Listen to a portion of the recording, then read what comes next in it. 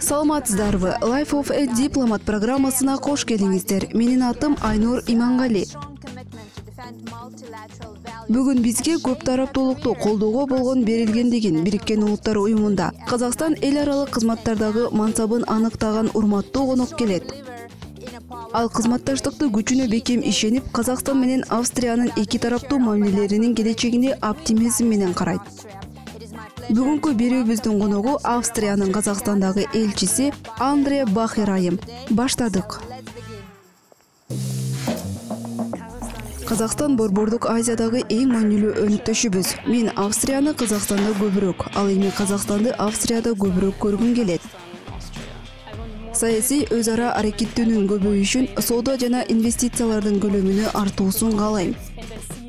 Эл аралык байланыштарыбыздагы күчөсө дейм. Элчи катары менин ролум глобалдык белгисиздик шартында жаңы мүмкүнчүлүктөргө эшик ачуу. Мен эки тараптуу мамилелердин келечегине оптимизм менен карайм. Бул жакшы маана экен. Ал эми Казакстанда алган эң маанилүү сабагыңыз кайсы болду? Сабырдуулук.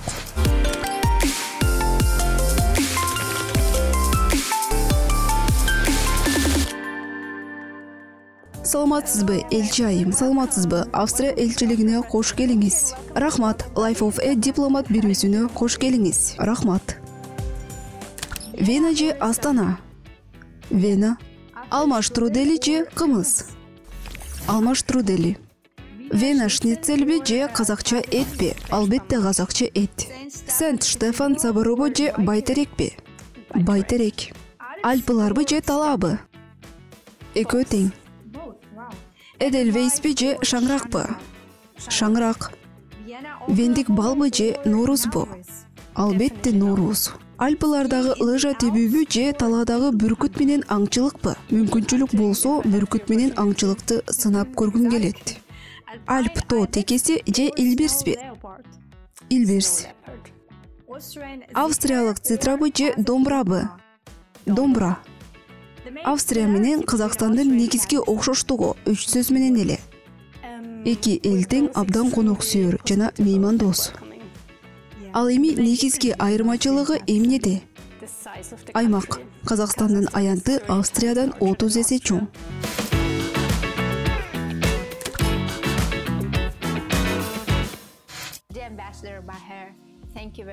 Урматтуу Бахер айым, бүгүн бизге убакыт бөлгөнүңүз үчүн чоң ыраазычылык билдирем. Келиңиз, биздин эки тараптуу мамилелердеги абдан маанилүү темаларды экономикалык жана саясий кызматташтыктан баштайлы. Демек, менин биринчи суроом, дүйнөдө болуп жаткан өзгөрүүлөрдүн фондунда Австрия менен Казакстандын азыркы дипломатиялык мамилелерин кандай мүнөздөсөңүз болот?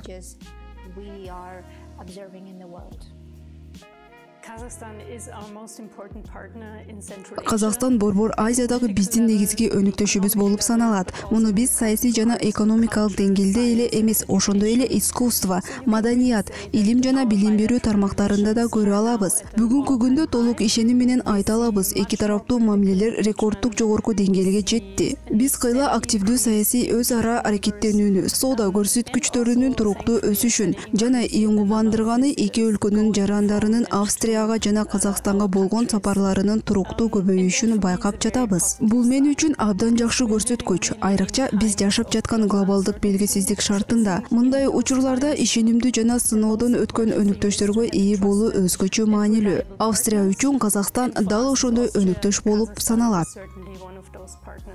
Эми экономикалык кызматташтык тууралуу сөз кылалы. Сиз соода жана бул тармактагы жакшы көрсөткүчтөр тууралуу айтып өттүңүз. Бирок адегенде биздин өлкөлөр ортосундагы экономикалык кызматташтыктын негизги тармактары кайсылар экенин белгилеп берсеңиз. Казакстан Борбор Азиядагы биздин эң маанилүү өнүктөшүбүз. Австриянын экономикасы экспортко багытталган. Биз 10 еврога тапкан кирешебизди 6 евросун экспорттон алабыз. Ошондуктан биз ишенимдүү өнүктөштөргө жана биздин компаниялардын инвестицияларын кабыл алып, жеринде биргелешкен өндүрүштү өнүктүрүүгө даяр рынокторго өзгөчө көз карандыбыз. Өткөн жылы эки тараптуу товар айлантууда рекордтук 2,8 миллиард еврого жеттик. Бул абдан таасирдүү. Албетте, биз ар дайым мындан ары өсүүгө умтулабыз. Бүгүнкү күндө болжол менен 400 австриялык компания казакстандык рынок менен байланыш түзүп, өлкөнүн дээрлик бардык экономикалык тармактарында иш алып барууда. Эгерде өнөр жай, курулуш, транспорт, логистика, кайра жаралуучу энергия булактары, ошондой эле саламаттык сактоо жана туризм сыяктуу тармактарды карасак, анда чоң мүмкүнчүлүктөрдү жана чыныгы келечекти көрөбүз. Элчи катары менин милдетим эки тараптуу мүмкүнчүлүктөрдүн эшигин ачуу. Австриялык компаниялардын инвестициялары үчүн Казакстанга гана эмес, казакстандык бизнес үчүн да Австрияга.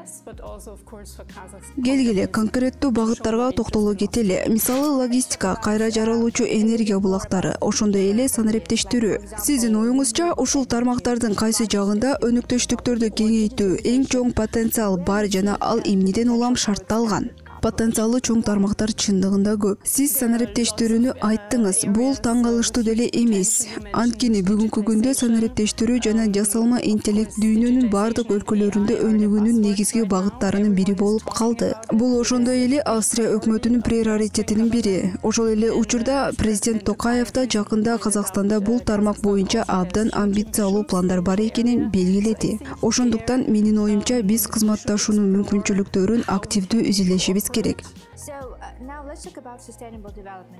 Эми туруктуу өнүгүү жөнүндө сүйлөшөлү. Бул абдан кеңири тема. Айлана чөйрөнү коргоо, туруктуу өнүгүү. Биз билебиз, Австрия айлана чөйрөнү коргоо тармагында лидер катары таанылган. Бул Казакстан менен кызматташтыкта кандай чагылдырат? Айлана чөйрөнү коргоо жана туруктуу өнүгүү маселелеринде биз кайсы орток чектерди таба алабыз деп ойлойсуз?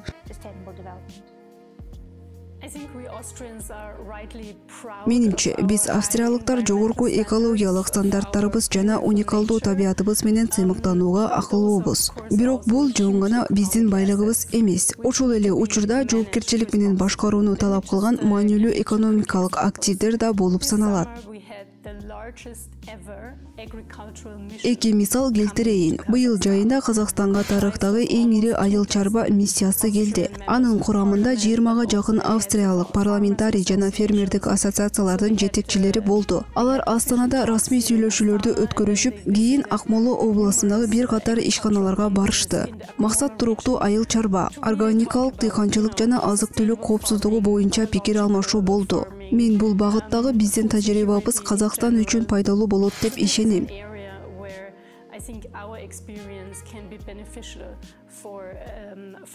Экинчи маанилүү тармак туризм. Австриянын жылдык ИДП-сынын олуттуу бөлүгү туризм тармагынан айрыкча тоо туризминен, анын ичинде тоо лыжа курортторунун түзөт. Ошондуктан мен жакында австриялык компаниялардын соода миссияларынын бири Чыгыш Казакстан областына жетектеп барууну пландап жатам. Максат бул аймактын уникалдуу табиятын туруктуу колдонуу жана ошол эле учурда андан экономикалык пайда табуу жолдорун изилдөө.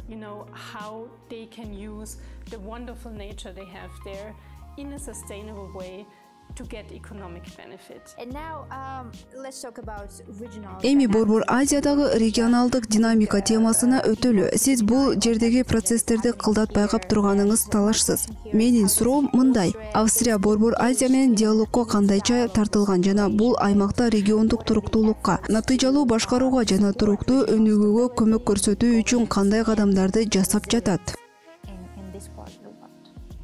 So I'm not only responsible for Kazakhstan, but I am also in charge of our. Мен Казакстан менен гана эмес, Кыргызстан жана Тажикстан менен болгон эки тараптуу мамилелер үчүн да жооп берем. Менин ишиме кеңири региондук көз карашты берет. Акыры бир нече жылда биз Борбор Азияда өнүгүүнүн жаңы этабына күбө болдук. Кызматташтык кыйла тыгыз болуп, саясий өз ара аракеттенүү кыйла активдүү болду. Эгерде регион өлкөлөрү көбүрөөк интеграцияга жана кызматташууну тереңдетүүгө умтулса, анда Австрия ошондой эле Европа биримдиги бул процесске колдоо көрсөтүүгө даяр. Мисал келтирсем, Австрия Борбор Азия жана Ооганстан үчүн буунун жаңы туруктуу өнүгүү максаттары боюнча регионалдык борборун түзүү демилгесин алгачкылардан болуп колдогон. Мен чечимдерди издөө дал ушул жерде жашаган жана түздөн-түз ушул көйгөйлөргө туш болгон өлкөлөрдөн чыгыш керек деп ишенем. Бул контекстте ОБС сыяктуу башка эл аралык платформалар жана региондук уюмдар дагы маанилүү жана конструктивдүү роль ойной алат деп эсептейм. other platforms, other regional organizations, like the OSCE, for example, can play an important role in that.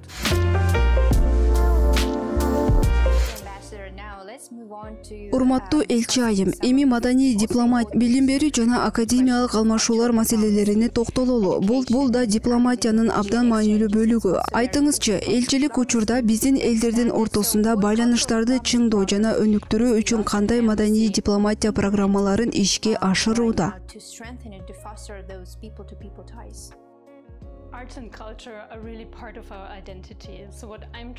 Искусство жана маданият тармагында байланыштар биздин өздүк иденттүүлүгүбүздүн абдан маанилүү бөлүгү болуп саналат. Ошондуктан мен Казакстан тургундарынын Австриянын бай маданий мурасы менен гана эмес, заманбап австриялык искусство менен да тааныштырып турууга аракет кылам.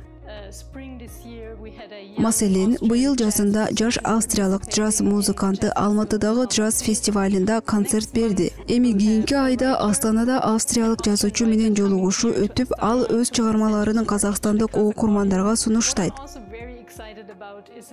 Ошондой эле мен Астанада өтө турган көргөзмөнү чыдамсыздык менен күтүп жатам. Бул тарыхый Жибек жолу элдеринин жомокторуна арналган интерактивдүү инсталляция болот. Аны Австрияда жашаган иммигранттар, аялдар түзүшкөн. Менимче, бул Австрия менен Казакстанды, Европа жана Азияны байланыштырган чыныгы адамдык көпүрө болот. Мындан тышкары биз билим берүү тармагына чоң көңүл бурабыз. Казакстан таланттуу студенттер менен изилдөөчүлөр Австрияда окуп, илимий долбоорлор менен алектениши үчүн көптөгөн программалар ишке ашырууда. Академиялык жана маданий алмашуулар бул жерде элчиликтин ишмердигин маанилүү бөлүгүн түзөт деп айтууга болот.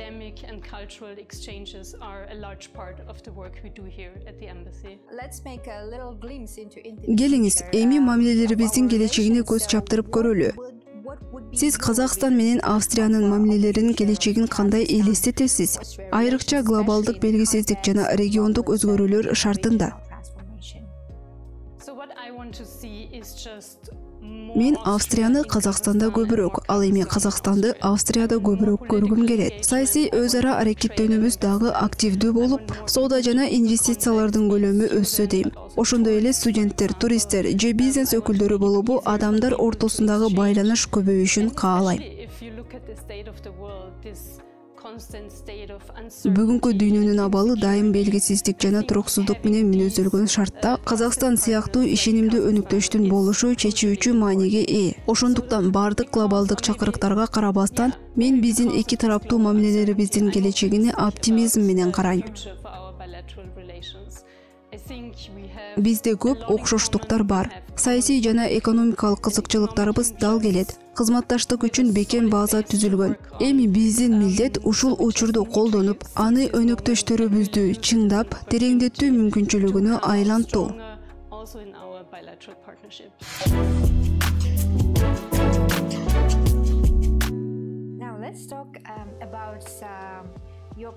Келиңиз, сиздин дипломатиядагы карьераңыз тууралуу сүйлөшөлү. Сизди бул тармакка эмне алып келди? Сизди өлкөнү чет жерде таанытууга эмне шыктандырды? Ал эми дипломатиялык лидерлик тууралуу айтсак, бул лидерлик сиздин карьераңыздын баштапкы баскычтарынын азыркы элчи даражасына чейин кандайча өнүккөнүн айтып берсеңиз.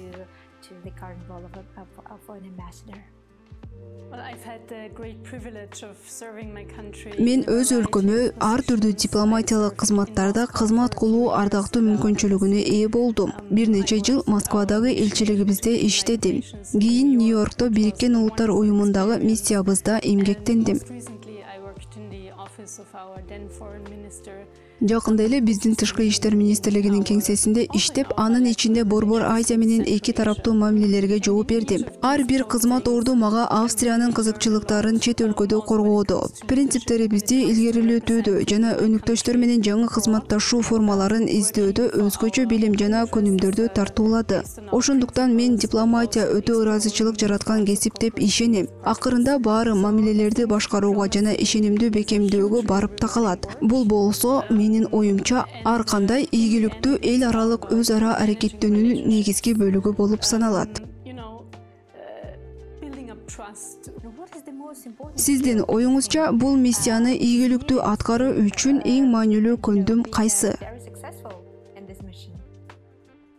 I found that usually the simplest method is Мен байкаганым эң жөнөкөй ыкма дайыма эле эң мыктысы болуп чыгат. Ачык, чын ниеттүү жана кызыгуучу болуңуз.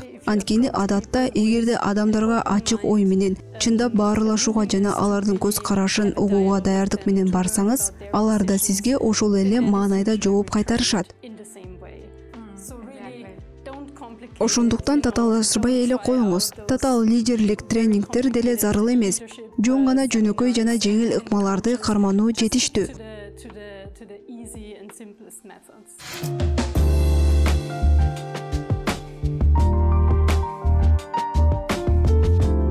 The ambassador, we have arrived in very Бахыр айым, биз абдан кызыктуу учурга келдик окшойбуз. Сураныч, айтып бериңизчи, сиз бул жакта Казакстанда жаңы хоббиңизди кандайча ачтыңыз? Kazakhstan and Дипломаттын расмий жыш графиги менен катар бош убактыңызда эмнеге кызыгасыз? you can do here in our city. So we are here in the Archer Club. Азыр биз Астанадагы жаа аттуу клубунда турабыз. Бул менин жаңы хоббим. Аны мен дал ушул Казакстанда баштадым. Бир нече ай мурун Европа өлкөлөрүнүн элчилиги менен чогуу Шымкентке бардык. Ал жерде акимият менен жолугушуулар өттү. Университеттерде, ишканаларда болдук. Андан соң биздин салттуу көчмөн оюндарын байкап көрүүгө чакырышты. Мен атты минип алып жаа аткан өнөргө аябай суктандым. Ошондо ойлодум, мен Казакстанда жашап жатсам, эмнеге жаңы нерсе үйрөнсөм болбойт. Ушундан кийин жаа атуу менен машыгып баштадым. A new hobby, which is why I started with archery.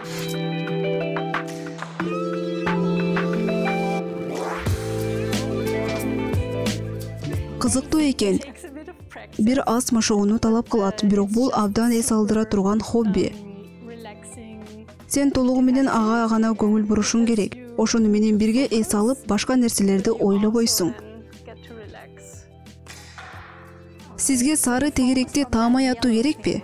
Ооба, эгер жолуңуз болуп калса, ага да тийип калсаңыз болот. Түшүнүктүү. So the most important Бул жердеги эң маанилүүсү көңүл топтоо жана чыдамкайлык. in patience. Келиңиз, мен да сынап көрөйүн.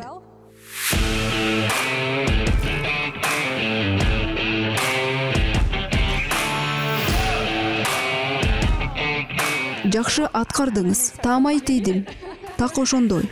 Чындап эле абдан кызыктуу экен. Бул үчүн абдан күчтүү колдор керек болсо керек деп ойлойм. Андай деле эмес. Бул аялдар үчүн да мыкты спорт.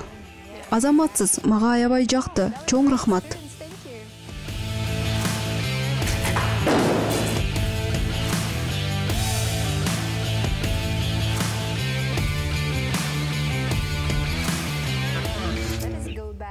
Келиңиз, эми сиздин алгачкы жолу Казакстанга келген күнүңүздү эстейле. Бул жерде сизге кандай таасир калтырды жана бул убакыт аралыгында ал сиз үчүн кандай өзгөрдү?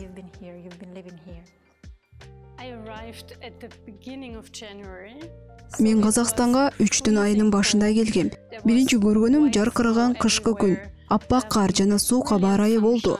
Мунун баары мага кышкы Альп тоолорун эске салды. Ошондой эле өзүмдү үйдөгүдөй сездим. And I have to say that Дипломат үчүн бул сейрек кездешүүчү абал. Адатта жаңы өлкөгө анын элине, маданиятына, атмосферасына көнүү үчүн убакыт талап кылынат. Бирок бул жерде Казакстанда мага эч кандай көнүү зарыл болгон жок. to get used to the new country, to the people.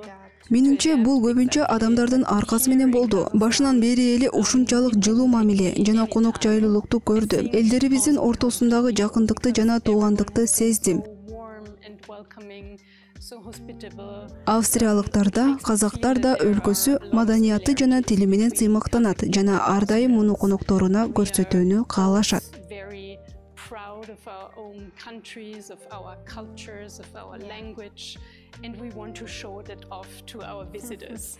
Чынында эле ар бир жолу жаңы өлкөгө барганда сөзсүз түрдө жаңы нерсе үйрөнөбүз. Ушуга кошуласызбы? Сиз Казакстанда жүргөн убакыт ичинде өзүңүз үчүн эң маанилүү сабак катары эмнени алдыңыз? Patience. Because Эң маанилүү сабак бул чыдамкайлык. Казакстанда саякаттоо Австриядагыдай эмес. Ал жакта мен Венадан учуп отуруп 2,5 саатта Чехия менен Германиядан учуп өтүп Брюсселге конуп калам. А бул жакта болсо учакка отурсам 2 сааттан кийин Алматыдамын. Бирок дагы деле ошол эле өлкөнүн ичинде жүрөм. Казакстандын ушунчалык чоң аймагын чындап ачып көрүү үчүн убакыт жана чыдамкайлык керек.